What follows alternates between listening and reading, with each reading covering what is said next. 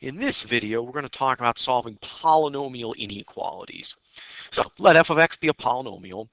A polynomial inequality is of the form of one of those four.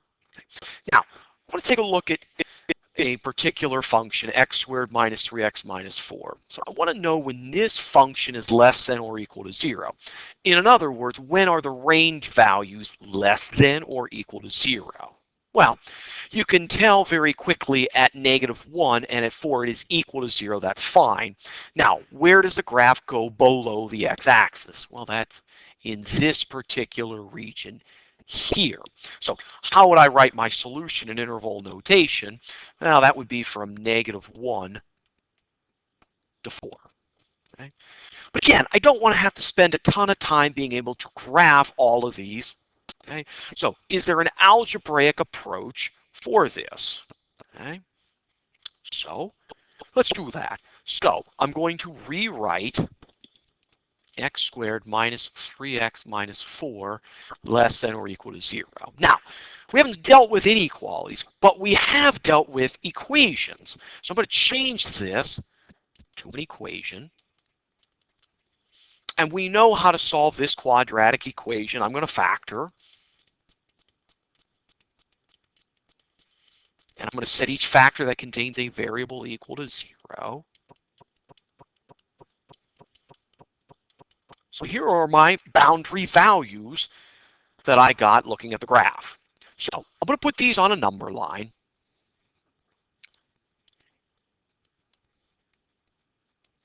Now, because it's less than or equal to, we know both of these are included. Now, you also know with a polynomial function, it's smooth and continuous.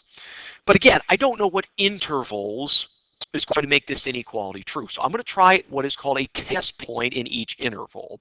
So I'm going to try x equal to -2. And I'm going to go back and plug it in into this inequality. When I plug in -2, that gives me what? 4 plus 6 minus 4 less than or equal to 0. Well, 6 is certainly not less than or equal to 0, so I know that interval is not a solution. Let's try x equal to 0 from the middle. Well, that's easy. That's -4 less than or equal to 0. That's a true statement. So if the test point works, the entire interval is going to work also. So I just shaded it in. So I need something from the third region. Now let's try x equal to 5. So when I plug in 5, that's what? 25 minus 15 minus 4. Simplifying, that 6 is less than or equal to 0. That does not work. So again, my solution algebraically is exactly the same as what we had before, from -1 to 4. Okay, so we can summarize the steps that would be involved in order to solve some of these. Okay, so to solve polynomial inequalities, I'd like to get all of the terms on one side of the inequality. Calculate the zeros by setting f of x equal to 0 and place these values on a number line. These are going to be your boundary values. Do a test point in each region to determine which interval or intervals make the inequality true, and then write the solution in interval notation. All right, so we want to solve the following polynomial inequalities, and we're going to write the final answer in interval notation. So first of all, I want to get all of my terms on one side of the inequality. So I'm going to subtract 6x. Now that I have all my terms on one side, I'm going to change the inequality to an equation. So I'll do that here.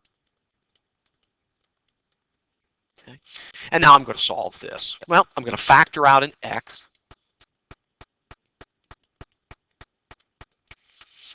And I should be able to factor that trinomial. So again, I now know my factors. My zeros are easy to come up with. We know it's 0, it's 3, and -2. Okay. Now, I want to put all three of these boundary values on a number line.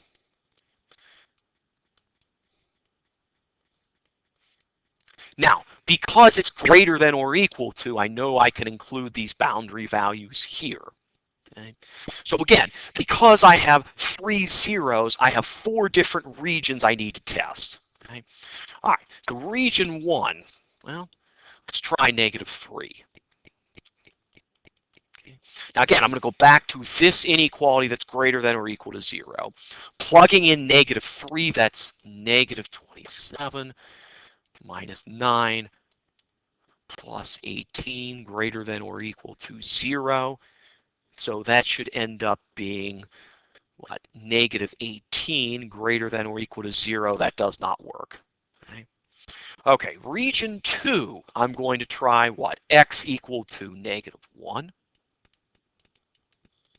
So go back to the inequality that's greater than or equal to 0. That's where I'm going to plug it in. So that's what? -1 minus 1 plus 6 greater than or equal to 0. Well, that is 4 is greater than or equal to 0. That does work. I'm going to shade the region. I'll shade in blue. Okay, third region. I'm going to try a value. Let's try 1. So again, it's 1 minus 6 greater than or equal to 0. Well, that's -6 greater than or equal to 0. That's a false statement, so that is not a solution here. So we've got one more region to try, a value that's greater than or equal to 3. Let's do 4. So that's 64 minus 16 minus 24 greater than or equal to 0. So that's what, 48 minus 24, that's 24 greater than or equal to 0. That does work. And so I will shade that particular region. Okay. So now that I've done the test points, I need to now write my final answer in interval notation.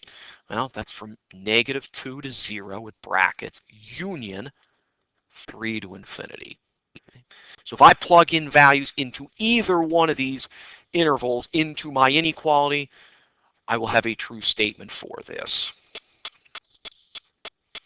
Okay, one other example I want to take a look at is x squared plus 4x is less than -1. So again, first thing I would like to do is to get all my terms on one side of the inequality. So I'm going to add 1.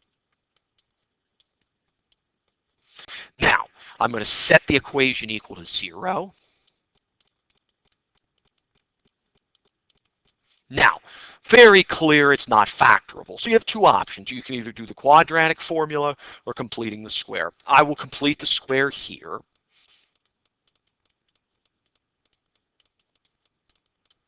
So what? Half of 4 is 2, and 2 squared is 4. So I'm going to add 4 and subtract 4. Okay. This factors as x plus 2 squared. 1 minus 4 is -3. Add 3. Take the square root and subtract 2. Okay. So my solutions, I'm going to separate.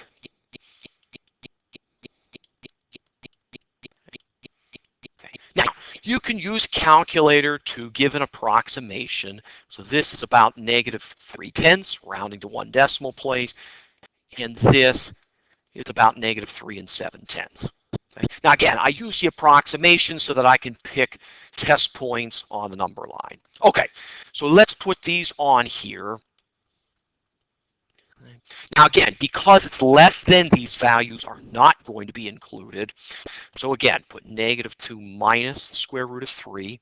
And again, I'll put underneath, that's about -3 7/10.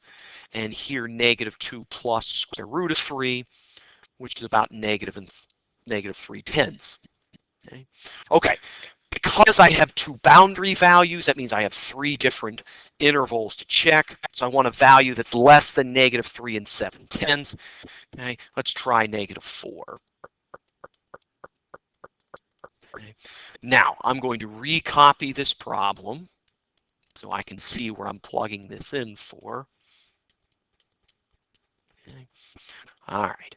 So when I plug -4, that's 16 minus 16 plus 1. 1 is not less than 0. That will not work.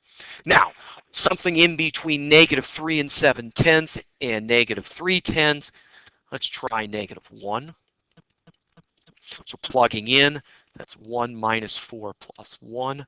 That's -2 less than 0. That's acceptable. So I'll shade this part in red.